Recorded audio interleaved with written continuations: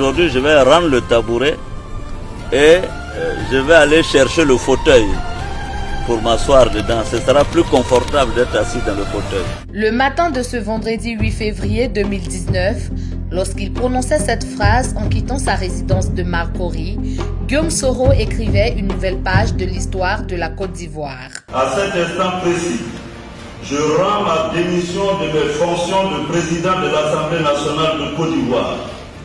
Oui, j'ai décidé de sacrifier mon poste pour la paix, pour la Côte d'Ivoire. Une grande première dans le marigot politique ivoirien où l'on achète les adversaires politiques au prix de billets de banque. Du haut de ses 47 ans, celui qu'Alassane Ouattara narguait en l'appelant « jeune homme » claque la porte au nez et à la barbe du monarque d'Abidjan. Il refuse de cautionner l'idée du parti unifié RHDP d'Alassane Ouattara qui consacre de fait le déni du débat contradictoire. 5 janvier, le président m'a reçu à sa demande et a souhaité que je milite au sein du RHDP. J'ai même expliqué au président que j'ai suivi un homme qui s'appelle Alassane Ouattara pour 3 raisons. La première, c'est parce que l'émotion de l'ivoirité, l'homme de gauche que je suis, n'a jamais admis qu'on ségrègue ou qu'on discrimine les citoyens. La deuxième raison, c'est qu'il a vécu aux États-Unis depuis l'âge de 20 ans, comme il dit. Donc pour moi, il ne pouvait qu'être imprégné, imbibé des valeurs de la démocratie et des libertés. La troisième raison, c'est que c'est un technocrate. Il a fait un PhD en économie. Donc pour moi, il avait un bon CV, le bon CV pour le faire. 1989, le mur de Berlin s'effondre. Bon nombre d'États africains traversent une crise économique aiguë.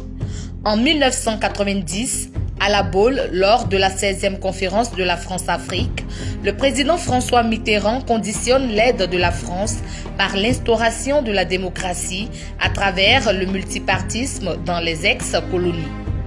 À Abidjan, la rue grogne. Élèves, étudiants, sociétés civiles, partis politiques réclament la démocratie. La Côte d'Ivoire recouvre avec le multipartisme le 30 avril 1990. En ce moment, Guillaume Soro est élève en classe de seconde au lycée classique de Bouaké, l'un des foyers de la contestation populaire avec la Fédération estudiantine et scolaire de Côte d'Ivoire, FESI, dirigée par Aipo Martial. Il participe aux actions ayant conduit au retour du multipartisme dans son pays. 5 ans plus tard, il prend la tête de la puissante FESI.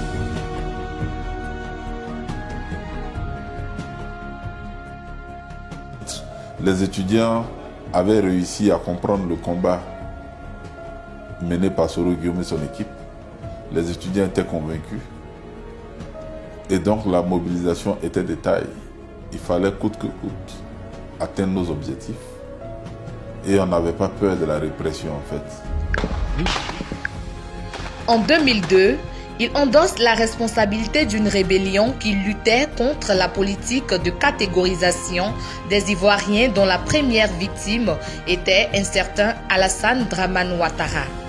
Après 5 ans de belligérance, Guillaume Soro accepte de devenir le premier ministre de son farouche adversaire, Laurent Gbagbo. Cela pour donner une chance à la paix. Ce combat, comme ceux menés entre 1990 et 2001, auront en somme permis à la Côte d'Ivoire de glaner des avancées démocratiques. Ces acquis s'appellent liberté d'expression, liberté d'association, reconnaissance de la nationalité ivoirienne à ceux qui le méritent, élections inclusives et démocratiques. La fin de cette longue bataille militaro-politique voit la cession de M. Ouattara à la tête de la Côte d'Ivoire en 2011. Guillaume Soro en sera le président de l'Assemblée nationale en 2012. Commence alors une ère de collaboration entre les deux hommes qui donne beaucoup d'espoir aux Ivoiriens. Au bout de quelques années, Ouattara fait un revirement à 180 degrés. Il est frappé par le virus du despotisme. Personne ne reconnaît le fonctionnaire venu du FMI. Le démocrate déclarait, il rêve de transformer la Côte d'Ivoire en un royaume. I wish I could be an emperor. It would be much better than being president. Ainsi, lorsque Ouattara lance son idée d'un RHDP unifié et la lui propose, Guillaume Soro, en visionnaire, oppose une fin de non-recevoir. Le 24 janvier, à nouveau, le président me convoque. Il me demande à savoir si j'avais changé d'idée. Je lui ai dit non, monsieur le président, c'était tout réfléchi. Je ne suis pas RHDP et que je ne comptais pas me rendre au Congrès. Le président m'a dit bon, dans ces conditions, il faut que je rende ma démission. Je lui ai dit d'accord. Il ne restait que nous puissions nous mettre d'accord sur une date de démission. Cela lui coûtera son poste de président de l'Assemblée nationale. Qu'à cela ne tienne, mais la quasi-totalité des acquis démocratiques de 30 ans de lutte venait de s'effondrer en 8 ans de règne. Pour Guillaume Soro, appelé le Tieni Banani, l'enfant terrible ou Bogota, une longue marche pour la reconquête de la démocratie perdue commence. Son slogan, faire la politique autrement.